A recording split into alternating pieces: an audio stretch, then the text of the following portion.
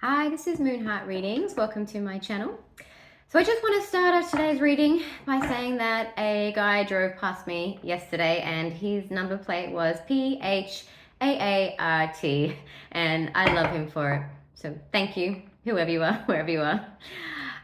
Okay, so my last reading didn't get very many views, so I can see that at the moment there's not too much of a demand for information on soul ties, but I always say, even if it's just one person who it resonates for, and that actually did happen. So I did get somebody come through who is in that experience, who's having that experience. I meant to say in that situation, just splice them. Yeah, she's in that situation, and so we are working together now, which is good. Yeah, so I do say it, as long as the readings are hitting someone. Okay, sorry, that was for me. The universe just had an interesting message for me. As long as the messages are resonating with someone, for the moment, that's okay. I won't do this indefinitely if I don't sort of see a spike in the next 4 months or so. But if I decide not to continue with it, say I'll give it 6 months, yeah. If I decide not to continue with the channel, I'll still leave all these out there because they will, I'm sure over time they'll find people belatedly, and if nothing else, I've never touched my face. I've never messed with my face, but maybe in a few years I will, and just in case it doesn't go so well, I'll be able to show my kids someday this is what mummy looked like before she botched her face. So, I want to talk to you a little bit about star signs today, and this is on the back of an very interesting conversation I had with somebody, this week actually, early this week, and he was talking about how he gets really bad feedback regarding his star sign whenever he tells people what his star sign is. And it was crazy because 2 weeks earlier, I'd had a conversation with a lady with the same star sign who also gets bad feedback about the star sign. And I'm not going to say what it is, okay? I'm not going to star sign shame here. If you want to know, ask me privately.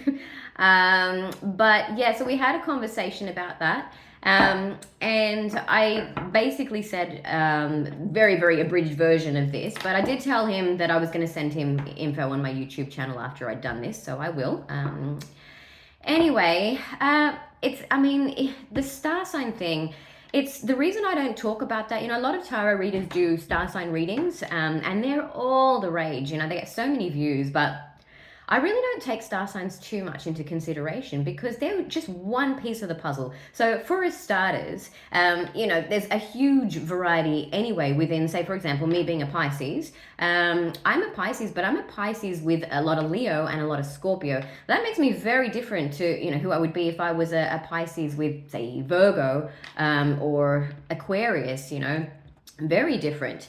So, for example, I'm Pisces, I'm soft-hearted, kind-hearted, soft-hearted, creative, romantic, introverted, but at the same time, because of the Leo, I'm also very confident. So it's like a confident introvert, but, very, very different to who I would be if I had a different chart. And that's just one thing. That's just your chart makeup. Then you've got numerology, which a lot of people are into as well, and that's more about your star sign chart is more about your programming or your blueprint before you come in to this earth, and then the numerology is about the kind of challenges and experiences you're here to overcome. So I'm not knocking them, definitely not, but the thing is, then you do come into this earth and you have parents. So much of your unconscious programming basically solidifies from the age of say 1 to 4, maybe 5, even stretching it a little bit. And so we have the unconscious, which actually fuels so much of what we do, which we don't even know,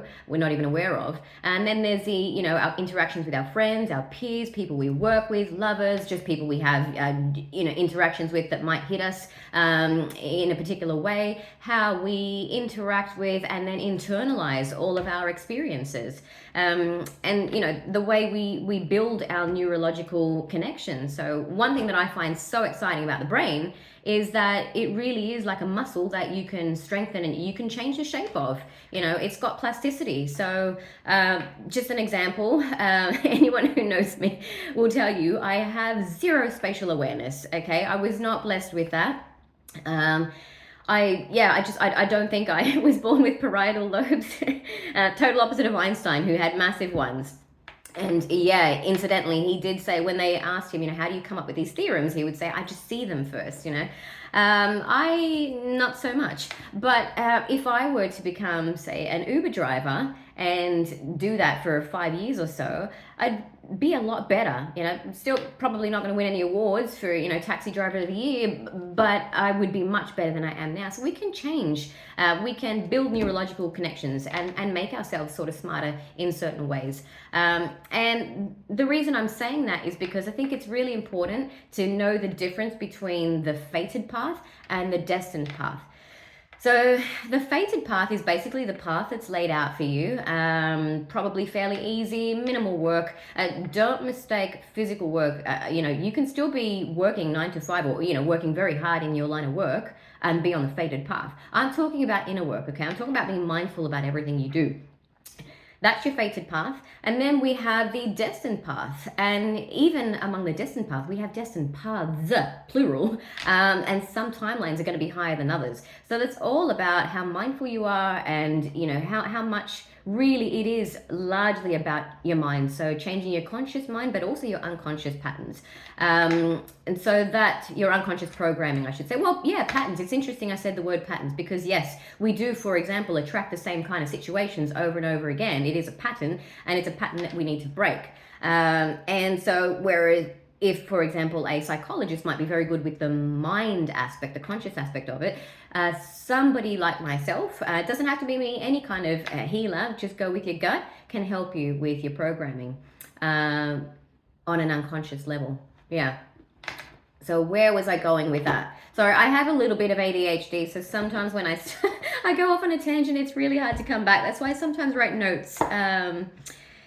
Yes, okay, so pretty much, I've covered most things because I don't want to make it too long. You guys have really short attention spans. Everybody loves the shorts. You seem to love my nature shorts, though, which makes me very happy. Maybe I'll just switch to, maybe I'll just make a nature channel. I ain't no issue with that. How do you know if you're on the fated path or the destined path?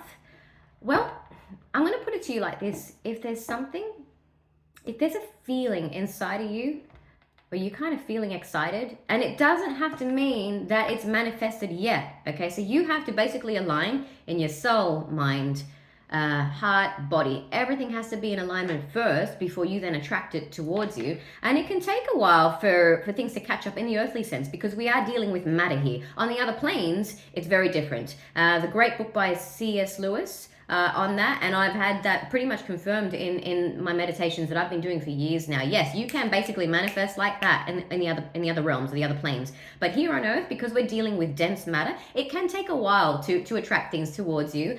Think of the Big Bang Theory, how the universe formed. That took a long time. It's not easy to move matter. Even for souls who have crossed over onto the other side, for them to sort of move something in order to get your attention, that takes a lot of energy, okay? I don't know why I said that. I feel like that was for someone. In case somebody might have lost somebody recently. Yeah. Okay, there's one of my tangents again. What on earth was it? Oh yeah, so it can take a while. So I'm so sorry. I'm a bit scattered today. So it can take a while, but you should still be feeling it. If it's coming, as in if you're basically in alignment with your highest calling or your highest timeline possibility, you should be feeling excited about something, okay? If there's no excitement in you whatsoever, you might currently be on a fated path. That's okay. You can change that. If you're not sure how to do it, please find me on my website. It's www.moonheartreadings.com.au. Okay, I have two things for you today. I'm just going to pull a card, but because I see we're at 9 minutes already and you guys don't have very long attention spans, I'm going to pull one, show it to you, and I want you to go and reflect on what it means for you. Here goes.